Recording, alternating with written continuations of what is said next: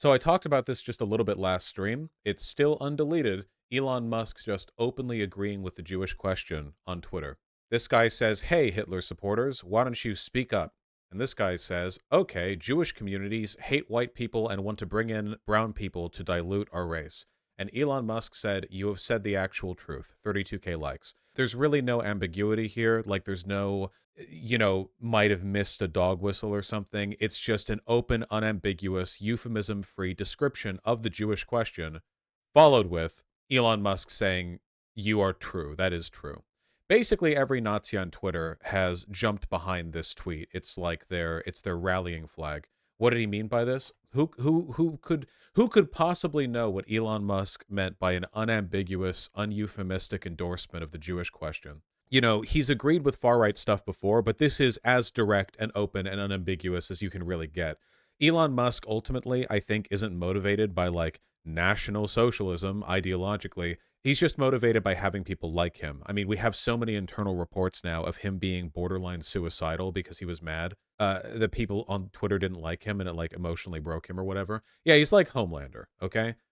He's like Homelander, but not like that other bitch who was like, I'm the alt-right and you're a conservative and we're gonna do this, comparison. IBM just cut funding to Twitter. Cut funding? You mean advertising?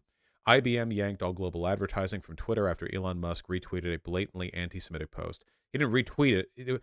Okay, I hate it when people do this. He didn't retweet a blatantly anti-Semitic post. He agreed with a Nazi post. Like, there's a difference. And anti-Semitism is a much wider range, I think, than just overt, like, Jewish question posting. So remember how when Tucker Carlson got ousted from Fox News, we watched a few of his Twitter segments? They're not that interesting, and I hate hearing his voice. And he said some shit that was pretty, like, blatantly Nazi posting, talking not just about, like, oh, the elites control us and they don't want you to know this, but more specific, like, there was always the Great Replacement stuff. Anyway, Tucker Carlson. Then I thought, well, wait a second. However, wait a second. If the biggest donors at, say, Harvard have decided, well, we're going to shut it down now, where were you the last 10 years when they were calling for white genocide? You were allowing this. And then I found myself really hating those. White genocide. That's what he said. He kind of got cut off there. 10 years when they were calling for white genocide. You were allowing this. And then I found myself really hating those people, actually. That you're okay with that? On what grounds were you okay with that? And this is what I've been trying to explain to the pro-Israel lobby, that what you are seeing as lack of support is people that are asking the question is, where were you as we have endured all of this? You were paying for it, actually. Right. You were paying for it. You were paying for it. Because you were calling my children immoral for their skin color. You paid for that. And so why shouldn't I be mad at you? I don't understand. And so that is, obviously you have a ton of white people that are asking this question and they're now being called anti-Semitic. Right.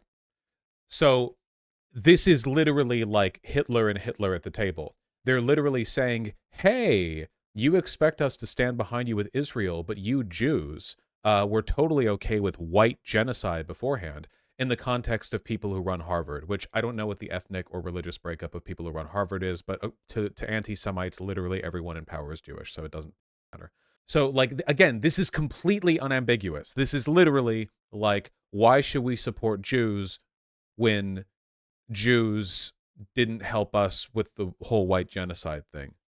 Hitler to Hitler communication. Why is this setup so wood-based? Because Tucker Carlson would scream and shit himself if he ever touched a splinter, but he wants to give a folksy appearance, like sort of rustic, down to earth. So he has his LARPy little like wood shop. And I think that that's wrong. I think these are meaningful questions that deserve to be answered. Why was this sort of verbiage allowed into the curriculum? I mean, could you imagine if in the curriculum it said that every Jewish person born is a terrorist?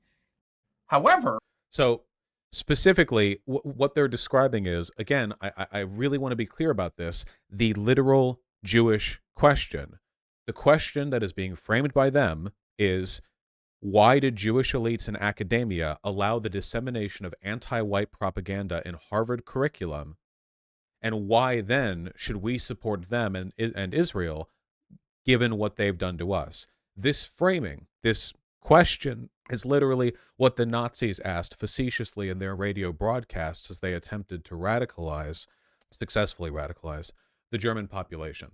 So this is also taking place in the context of a very, very, very public argument between Ben Shapiro and Candace Owens, where Candace Owens posted a LARPy Bible quote. We know none of these people actually give a fuck about religion. Let me see if I can find the tweet. Essentially, Candace Owens basically said, Bible, Bible, Bible, we should not fight. And Ben Shapiro said, Candace, if you feel taking money from the Daily Wire somehow comes between you and God, then by all means quit. Candace Owens replied, you've been acting unprofessional and emotionally unhinged for weeks now. We've all had to sit back and allow it and have all tried to exercise exceeding understanding for your raw emotion. But you cross a certain line when you come for scripture and read yourself into it. I will not tolerate it. I don't think it's a coincidence that this fight is taking place in a religious context. So what's happening right now in the Gaza Strip has been polarizing for a bunch of different groups, but I think what we're seeing right now is a very clear schism, one that already existed, but one that is widening rapidly between the people on the right who are Nazis and the people on the right who aren't. There are plenty of far-right people who are anti-Semitic who have been comfortable being pro-Zionist for a variety of reasons. Maybe they think in the evangelical sense that Jews need to occupy the Holy Land to bring about the rapture. Maybe they just don't particularly care about Jews, but they do like using Israel as a military base, so they'll support Zionist intentions purely for the sake of, you know, keeping the lights on and the national interest defended. A person has to be extremely far right for their hatred of Jews to be severe enough for them to split with the mainstream right on this particular issue. And I think Elon, Candace, and Tucker are doing that. Basically, every conservative I've seen that has been doubting our support for Israel has been doing so in a way that signals allegiance with the Nazis who like them. It's not as though conservatives give a shit about Muslim lives, and it's not as though they care how Israel spends their, their defense money. Sure, we give them a lot of that defense money. They might oppose that, but in terms of explicitly what's going on up in the Gaza Strip, conservatives don't really have like a international relations angle to this that isn't just pro-Western, right? Therefore, the schism really is just about pure anti-Semitism. Charlie Kirk just did the same thing. Did he? Charlie Kirk is, I've said it before, Charlie Kirk and Nick Fuentes don't disagree on a single issue, except Charlie Kirk committed to being more rhetorically effective. What did he do? He would absolutely do this, yeah. Oh, well, here's her promoting the clip. Oh, Candace Owens will be joining the Charlie Kirk show today. Is this about the Ben Shapiro thing, or is this about Jews? Asking meaningful questions. I talked about Charlie Kirk. Charlie with the intent of, if these were your children and they were involved in this horrific attack, wouldn't you want to know these answers? He's like, you can't move 5 feet without seeing an IDF soldier. I've been to Israel, and that is a fact. I have too, a number. Jews. I think it's this. Please share with me. Anti-Semites in right-wing media are mask off like I've never seen before. Consensus that this is the path forward is hardening. Use of the now we don't know what part Elon is saying is the actual truth. So let's go through this. Again, it's okay. So this is in response to Elon Musk replying to a Jewish question tweet saying this is the truth. So he is replying to that. Double negatives and misuse of the word disinterested. It's a strange tweet that Elon pinpointed on here. But the first part is absolutely true. Let's go to this. Jewish communities have been pushing the exact kind of hatred against whites that they claim to want people to stop using against them. Now, I don't like generalizations. Jesus. Not every Jewish person believes that. But it is true, the Anti-Defamation League was part and parcel with Black Lives Matter. It is true that some of the largest financiers of left-wing anti-white causes have been Jewish Americans. They went all in on woke, and it wasn't just ADL. It was some of the top Jewish organizations in the country that have done that. In fact, we have seen this with the recent retreat of Jewish donations that are no longer going to be administered to colleges, right? I've said this for a long time, but like what we've been seeing for the past few years has basically been a piece-by-piece reconstruction of the original Nazi Jewish question rhetoric through increasingly transparent euphemism. Like the term cultural Marxism, which was used widely by the right a few years ago, is literally just a modern cultural Bolshevism, which was the Nazi conspiracy theory that Jewish Bolsheviks were infiltrating German culture and corrupting it with their Jewishness through media and academia and blah, blah, blah. And then you have like all the conservatives doing the Soros posting. Remember that? That came out of nowhere. Like Soros has been an influential figure for like more than twice my lifetime. And then out of nowhere, all of a sudden, every single mainstream conservative figure is like, well, Soros did this, Soros did this, Soros did that. The far right in India, the far right in Hungary, the far right in Russia, all of them. Soros posting, Soros posting, Soros posting. And you have like the increasing rhetoric about they hate us. They hate our children. You have the increasing great replacement rhetoric from people like Tucker Carlson talking about how the demographics of the country are being changed. Not just changing, being changed. And now you have this, and now the euphemisms have sort of fallen to the wayside. It's no longer the woke, it's no longer Soros, it's no longer cultural Bolshevism. From Candace Owens, Elon Musk, Tucker Carlson, Charlie Kirk, all of them, it's just, hey, the Jews sure are anti-white, huh? And that, like that, and there you go. Which, like, there's no longer a euphemism. We are there, we have arrived. As long as the conservative narrative is that social progressivism is anti-white, this will always reemerge as the fundamental, like, fascist theories, you know? It always goes back to them. Mark Rowan, Leon Copperman. Can we get that full list? It's very powerful. The part of the, so that's totally true. What? Donations that are no longer going to be administered to colleges, right? Mark Rowan, Leon Copperman. Can we get that full list? It's very powerful that have done that. In fact, we have seen this with the recent retreat of Jewish donations that are no longer going to be administered to colleges, right? Mark Rowan, Leon Copperman. Can we get that full list? Can we get a full list of these Jews who have been giving money to universities? Very powerful. The part of the, so that's totally true. And by the way, Tucker Carlson reinforces this. So I'm going to kind of. Yep. Again, this is the schism. This is the split. This is the big split, guys. At first, we thought the split was going to be neocons and fascists, but that wasn't the real split. The real split is going to be fascists who are fascist largely for popularity's sake, but ultimately still adhere to some degree, some pretense of like governance, and people who are just full on, like, not just Nazis, just Nazis. It was quite a day on the internet. Tucker of Ben Shapiro, who you work with at the Daily Wire, I think it's fair to say, attacking you. Here, 5-minute clip. I'm not watching that shit. Candace Owens responds to a clip of Ben criticizing her. Ben and I have many disagreements. We disagreed on the COVID vaccine, Ukraine and Russia, Big Pharma. Tucker, it's just a little weird. So he was on the left on the 3 biggest issues of our time. It's almost like Ben Shapiro being a fascist isn't enough, you know? That's not enough anymore. Oh, okay. This is Elon posting today.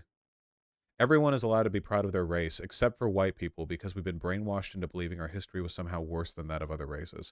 By the way, like, I've and all the conservatives I've talked to, none of them have even come close to being able to support this claim with me. It's an easily debunkable claim. It's the most whiny victim complex bullshit in the universe. That false narrative needs to die, and if we want to do the comparing game, white people have also done a lot of good for the world.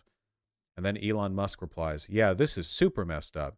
Time for this nonsense to end, and shame anyone who perpetuates these lies. She's a Dutch fascist known for doing this white victimhood thing? Yeah.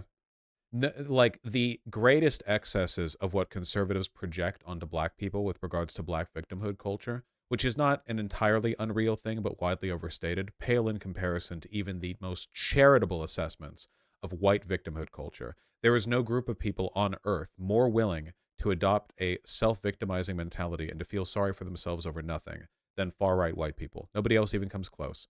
Not even a little bit. I guess the message here is that Nazis are bad. In truth, I don't really know how this is going to go. The genocide in the Gaza Strip has given young people in America the opportunity to shift from left liberal to left radical because they see what left liberal mainstream media is doing with regards to its complicitness in the genocide.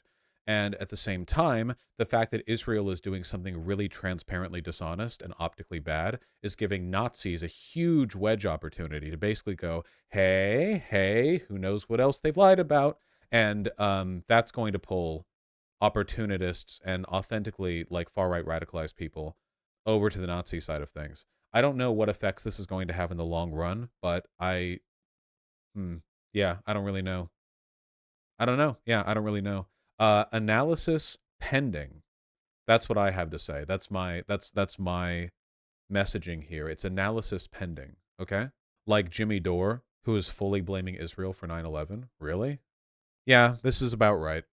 Jimmy Dore seems to endorse the Dancing Israelis 9/11 conspiracy theory that claims Israeli Mossad agents were videotaping the 9/11 attacks and celebrating. Reported seeing them celebrating in several locations. Okay, yeah, that's just flat out a Nazi conspiracy theory, yeah. This makes sense from Jimmy Dore because Jimmy Dore, who has... Every time Jimmy Dore has grown in relevance and prestige, it's been because he did a shift to the right, like every single time. So, like, it was mainly the COVID vaccine thing, but, like, as time goes on, he has snakishly shed his skin over and over to sort of appeal to a more and more marginalized audience. I think that Jimmy Dore is essentially just trying to do the Alex Jones bit, but he's not as good at it. Does he still like Tulsi Gabbard when Tulsi is pro-Israel? He doesn't have a consistent set of beliefs, so I wouldn't, like, hold him to it. What is happening? It feels like there's millions of Nazis on Twitter now. They're emboldened. They're not getting banned. All their accounts have been unbanned. They don't need to keep hiding behind, like, tiny, secondary or tertiary accounts. And they keep getting signal boosted by Elon Musk and by other large accounts that he himself signal boosts. Well, we'll see how it goes, I suppose. It's worth noting, though, that as dangerous as the propagation of Nazi attitudes are, I don't know if the environment is ripe for them to make much of it propaganda-wise. I don't know. Like, for instance, the only person with any real chance of becoming president from the Republican side is Donald Trump. Donald Trump is not a Nazi. Like Elon Musk, Donald Trump will appeal to people who like him. But unlike Elon Musk, Donald Trump is likable already to a large group of people, American conservatives, and doesn't need to start slipping into Nazi dog whistling to get that appeal. Elon does, and he's also much more online. I don't know how the Republican Party could meaningfully front those interests. What's more, remember how we've talked so much about how the Biden administration is afraid to say anything that could be interpreted as anti-Semitic because the accusation of anti-Semitism is weaponized so often by both sides against both sides? That would open the far right up to those same accusations, you know? What are you talking about? Elon is just sharing these statistics for no reason. Oh, I think I saw this. Yeah, is this the racial crime thing where he replied with an exclamation point because he just wants attention brought to it? I can't see it, unfortunately. That person has me blocked. It claims the killing of white women is 39 times higher than black women. Well, that's certainly not true. Vosh, Trump has been calling his opponents communists and rats. I think he's going full-fledged Nazi now. He uses not like Nazi terminology sometimes, but the rhetoric, it's mostly in a rhetorical sense, not so much in who he's directing his attention towards. Like, let me put it this way. Donald Trump talks like a fascist and a Nazi at times because that is the language of the group that he is with, but he hasn't demonstrated an interest in any of the, well, not any of the, but a lot of the ideological underpinnings of Nazism. For example, he might cry this or that about woke, but he doesn't really do the white victimhood thing that much. He doesn't seem to be that concerned with degeneracy as a concept, which is a big part of this, you know. He doesn't really seem to, like, lean into that too much. I think the problem is that Donald Trump ultimately wants to present himself as a kind of easygoing, you know, like, I'll talk to you, kind of like greasy charisma lord, which he is. He is that. And it's really tough to be that when you're being a Nazi Puritan, because Nazi Puritans are humorless ghouls. Does that make any sense? Like, the more you ideologically commit to Nazism, the more bound you are to your increasingly arbitrary and strict rules with regards to degeneracy and social standards. And while there are Nazis that break them constantly, like Nick Fuentes is a Nazi and a cum hunter, and a closeted trans girl, it doesn't change the fact that, like, the fact that he is those things has ostracized him and made him a laughingstock to a lot of far-right people, you know? Like, Nick Fuentes was at his most effective as an ambassador for Nazism before he started screeching about how he was like the reincarnation of Kanye or whatever. Come. I don't know.